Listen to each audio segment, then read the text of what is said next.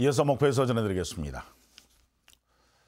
국내 최대 규모의 외식업 단체인 한국외식업중앙회가 중국산 고춧가루의 공동 구매를 추진하고 있습니다. 농민들이 크게 반발하고 있습니다. 김호 기자의 보도입니다. 한국외식업중앙회가 최근 전국 각 지회에 내려보낸 공문입니다. 중국산 고추를 수입해 만든 고춧가루의 공동 구매를 단체 차원에서 추진한다는 내용입니다.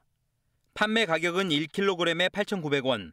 공문에는 중국산 고춧가루를 먼저 써본 업소의 반응이 좋았다며 구매를 권합니다.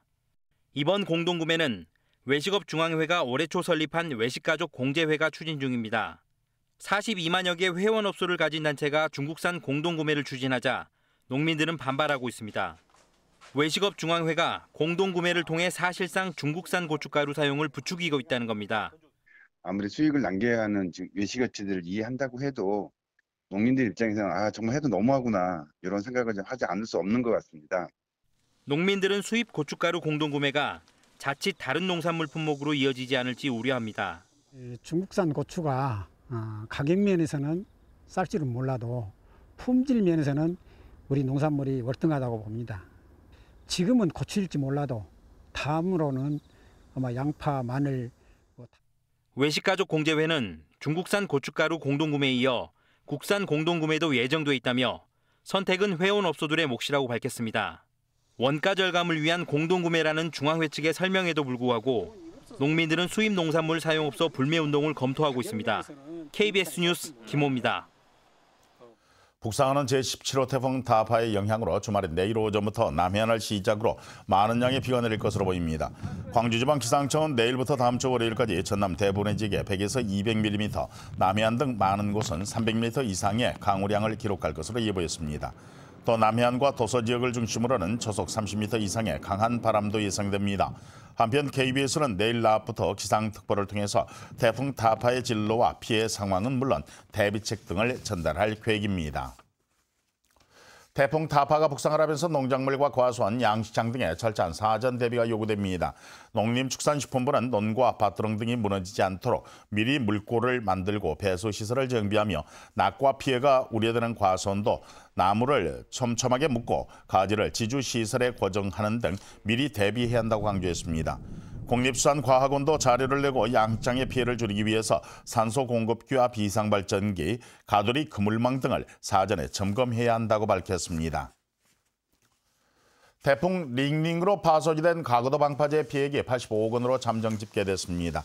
목포지방해양수산청은 가구도 방파제가 50m가량 파손이 됐으며 이로 인해서 사석 등이 유실돼서 피해 규모는 85억 원에 달한다고 잠정 집계했습니다. 해양수산청은 또 시공업체인 삼성물산이 공사 중인 방파제에 대해서 손해보험에 가입해 있어서 보험금으로 재공사가 이루어질 예정이라고 밝혔습니다. 한편 이번 주부터 시작된 피해 방파제에 대한 정밀조사는 높은 너울과 파도로 어려움을 겪고 있으며 북상 중인 태풍의 영향으로 더 지연될 것으로 예상됩니다.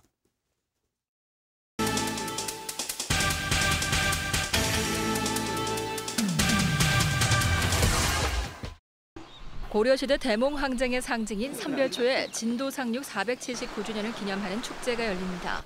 진도군은 내일 삼별초가 상륙한 곳인 진도 고군면에서 마을 주민들이 참여하는 기념제를 열고 전통 공연과 노래자랑 등을 진행할 예정입니다. 신안군이 급변하는 해양관광 수요에 대응하고 양질의 일자리 창출을 통한 지역경제 활성화를 위해 천사섬 요트관광 주식회사를 설립했습니다. 신안군은 이에 따라 기존에 운영하고 있는 세일요트와 함께 앞으로 세 척의 요트를 새롭게 건조해 본격적인 운영에 들어갈 예정입니다. 해남군이 저소득층을 위한 난방유 지원 사업을 실시합니다. 대상은 관내에 거주하는 기초생활수급자 가운데 한부모 가정이나 소년, 소녀 가정으로 오는 23일까지 읍면사무소에서 접수가 진행됩니다. 목포 어린이 도서관이 오는 12월까지 진행되는 토요 배움터에 무료 수강생을 모집합니다. 총 3과목의 5강좌로 진행되는 이번 프로그램은 어린이 공예교실과 독서 놀이교실 등으로 구성됐고 대상은 초등학교 전 학년으로 70명을 모집합니다. 지금까지 단신 브리핑이었습니다. 경기도 파주와 연천에서 잇따라 아프리카 돼지열병, 즉 ASF가 발생하고 있는 가운데 전라남도가 가축질병 방역대책본부를 ASF 재난안전대책본부로 확대 운영합니다.